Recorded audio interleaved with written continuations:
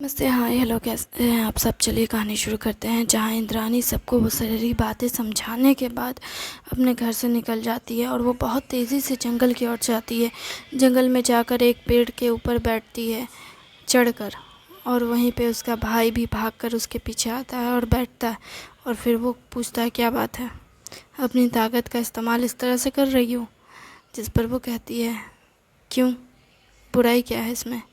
अगर मैं ताकतवर हूँ तो मुझे अपनी ताकत का इस्तेमाल करना चाहिए ना। और वैसे भी मैं कुछ गलत तो नहीं कर रही हूँ। मुझे उस जगह पे नहीं रहना था। वो लोग जिस तरह के सवाल जवाब कर रहे हैं, मुझे वो बकवास लगा। क्या मतलब, तुम जो कह रही हो वो क्या बकवास था? नहीं, बकवास कुछ भी नहीं था, लेकिन हम किसी भी बच्चे को ये करने से नहीं रोक सकते हैं जिस चीज़ को आप करने दे रहे हो।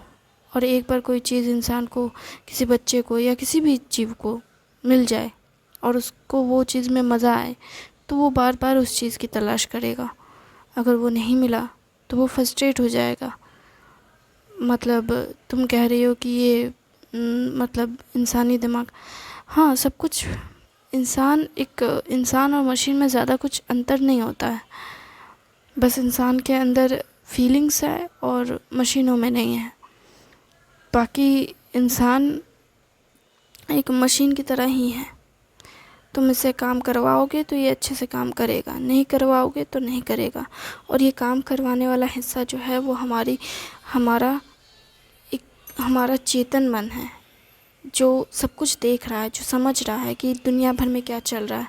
और जो काम नहीं कर रहा है वो हमारा मन है, क्योंकि हम अपने मन के आगे मजबूर होते हैं। हम सोचते हैं टेलीविज़न ना देखें, वो बार बार कहेगा, अरे अभी तो A R रहमान का गाना आने वाला है, थोड़ा सा और देख लेते हैं। हम कहेंगे कि फ़ोन नहीं चलाएंगे, वो कहेगा थोड़ा थोड़ा और चला लेते हैं, क्या हो जाएगा, 5 मिनट और, 10 मिनट और। ऐसे करते करते वो मिनट घंटे में बदल जाएगा। और हम चाहे कर भी इसे बदल नहीं सकते, और ये सच है। और ज़िंदगी ऐसी ही है। और रही बात बच्चों की, तो बच्चों की बचपन से ही अपब्रिंगिंग ऐसे की गई है कि अब उसे चाहकर भी उसे बदला नहीं जा सकता, रोका नहीं जा सकता, जब तक कि वो बच्चे खुद से उस चीज़ के लिए खुद ही लड़ना ना सीख जाए। अगर हम खुद से लड़ने के लिए तैयार हैं तो कोई और हमें हरा नहीं सकता। लेकिन अगर हम खुद से लड़ने के लिए तैयार नहीं हैं तो हमें हर कोई हरा कर चला जाएगा। और ये सच है। अगर हम ठान लें कि हमें ये करना है तो किसी में इतनी हिम्मत नहीं कि वो चीज़ करने से हमें रोक दे। लेकिन अगर हम वो चीज़ करने से पहले 100 बार सोचते रहें और दूसरे लोग भी की बातें सुनते रहें, तो वो चीज़ हम कभी नहीं कर पाएंगे।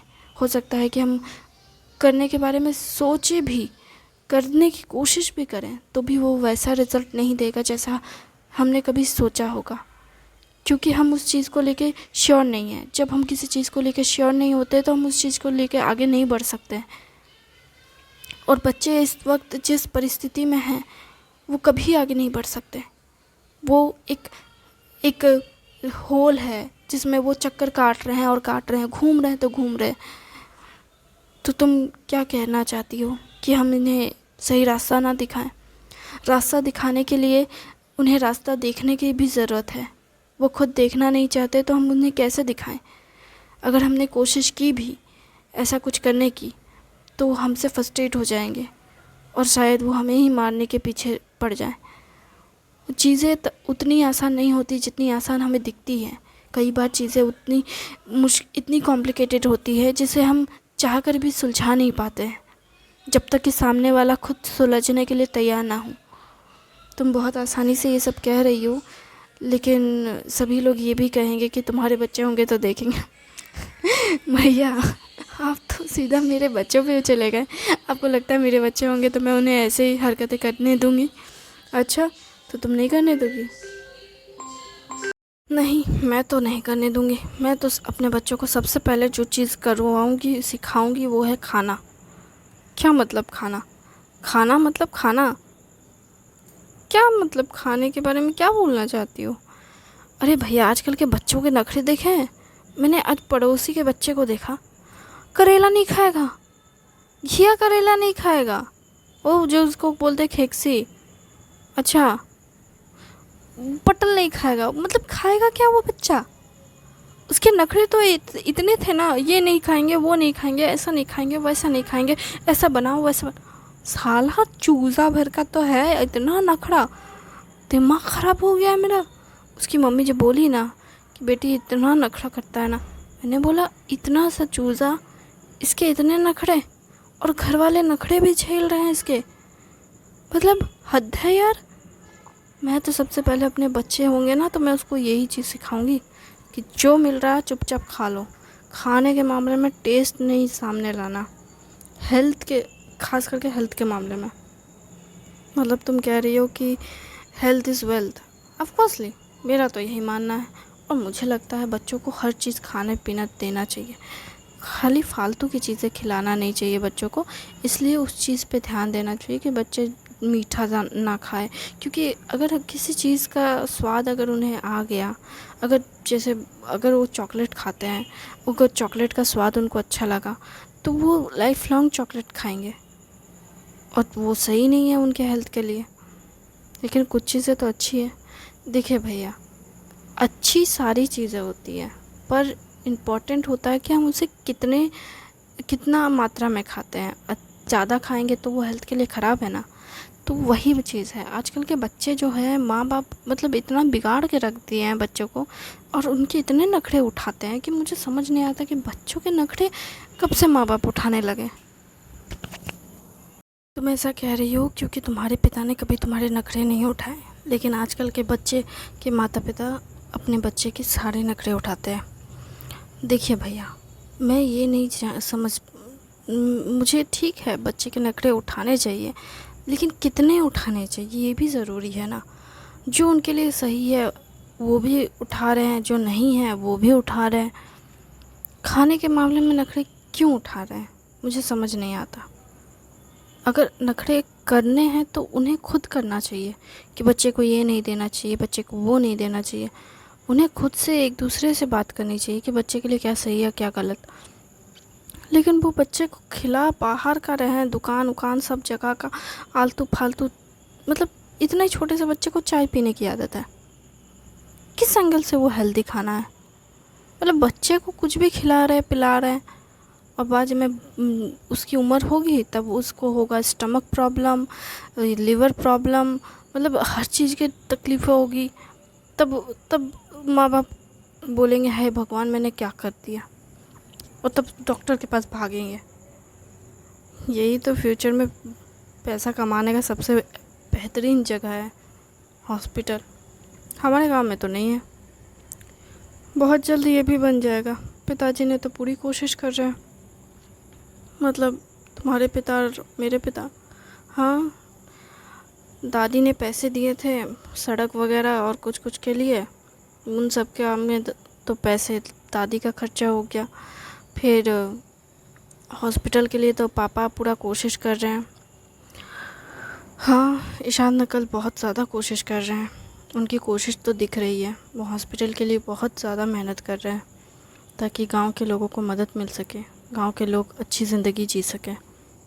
उनकी मदद के चक्कर में मुझे लगता है गांव का बेड़ा गर्क हो जाएगा। ऐसा नहीं कहो, इसमें माँ बाप की गलती है। पेरेंट्स अपने बच्चों को इस तरह से बिगाड़ रहे हैं तो इसमें किसी और की क्या गलती है? वो तो एमरजेंसी के लिए हॉस्पिटल बना रहे हैं। मक्खी भी नहीं मारेगी ना तो हॉस्पिटल के डॉक्टर भी भाग जाएंगे ये बोलकर कि यहाँ तो पेशेंट ही नहीं है। ऐसा नहीं है, डॉक्टर थोड़ी ना चाहते हैं कि पेशेंट आए। हाँ, अब प्राइवेट हॉस्पिटल में जाकर देखिए, डॉक्टर चाहते हैं कि हॉस्पिटल में पेशेंट आए ताकि वो अच्छा खासा पैसा वसूल कर सके। ऐसा नहीं है।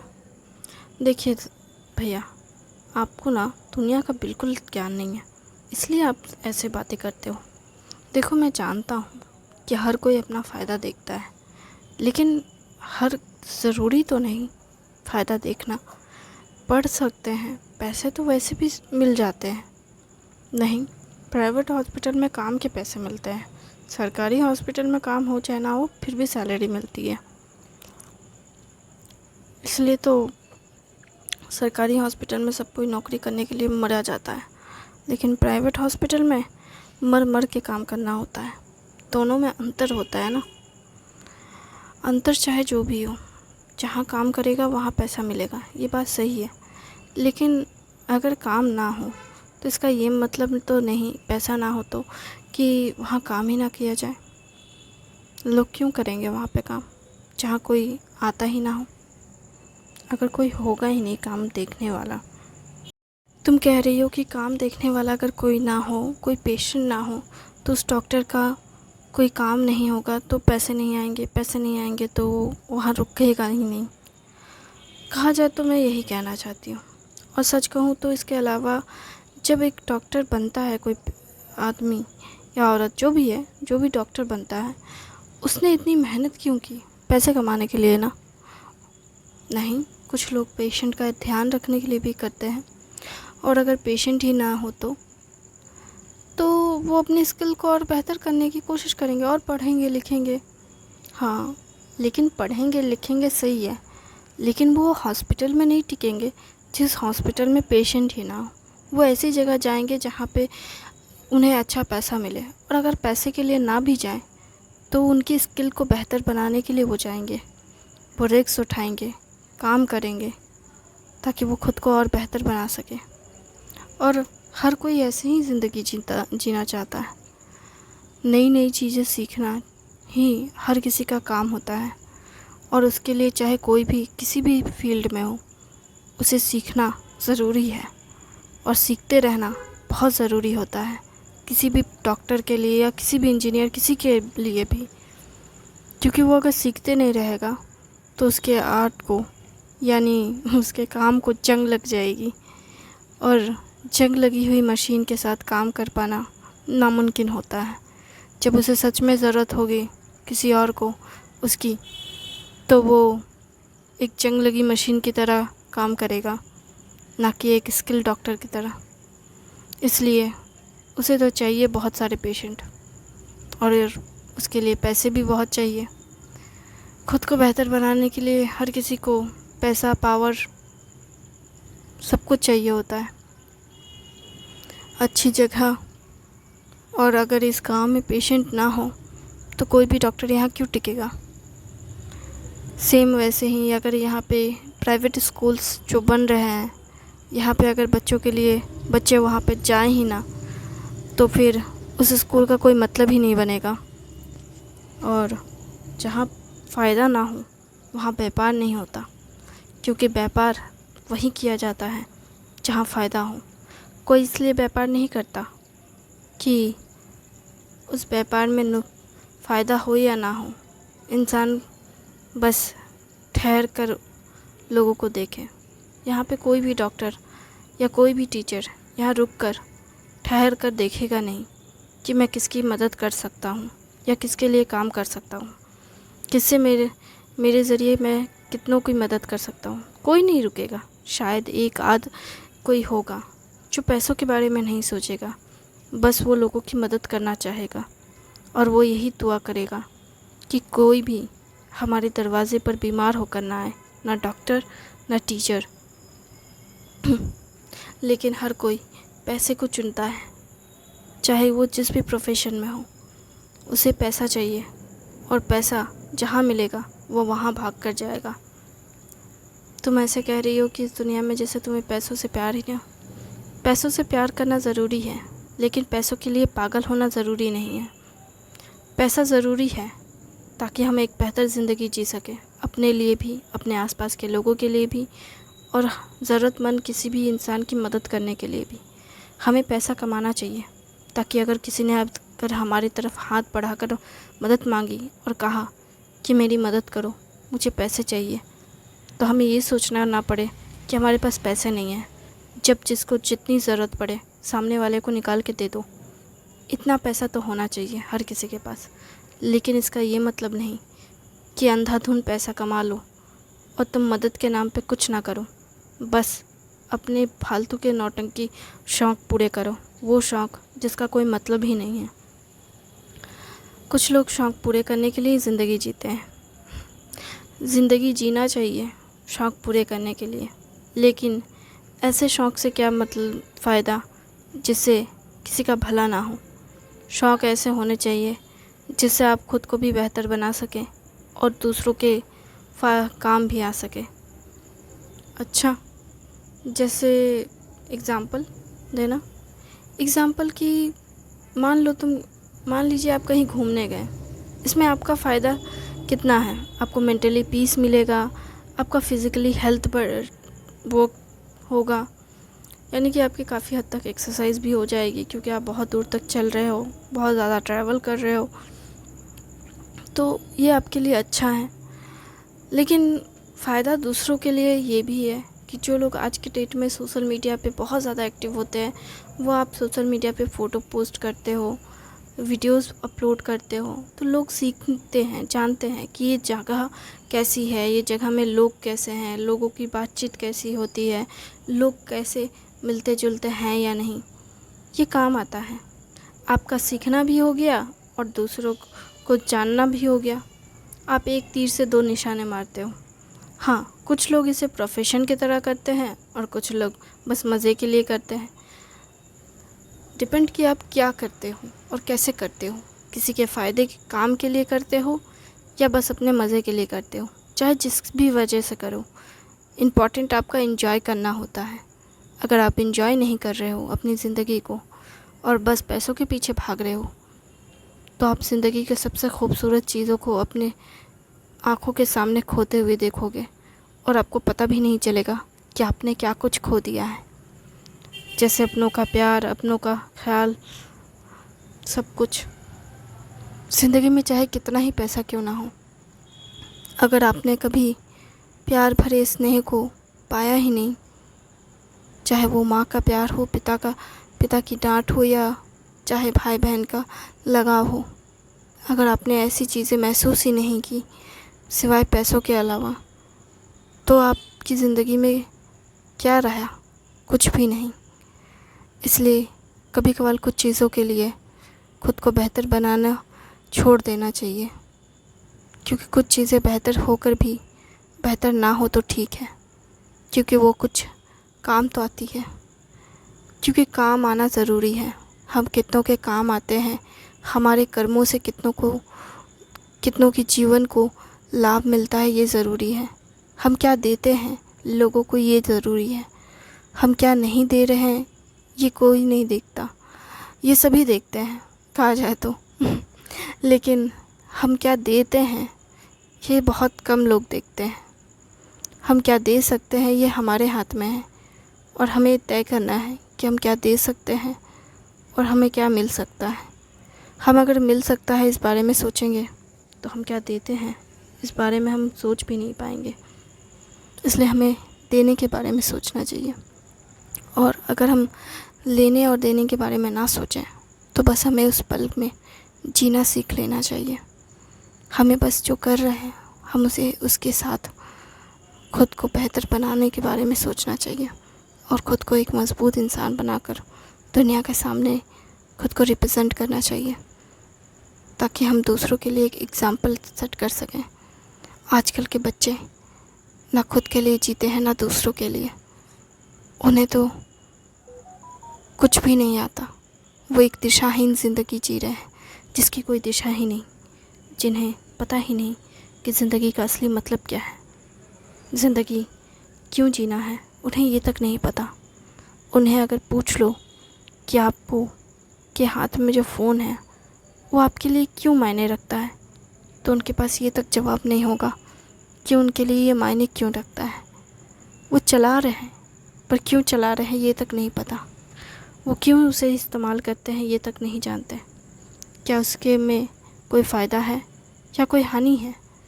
क्या इस सब में उसकी ज़िंदगी में कुछ बेहतर होगा या नहीं होगा?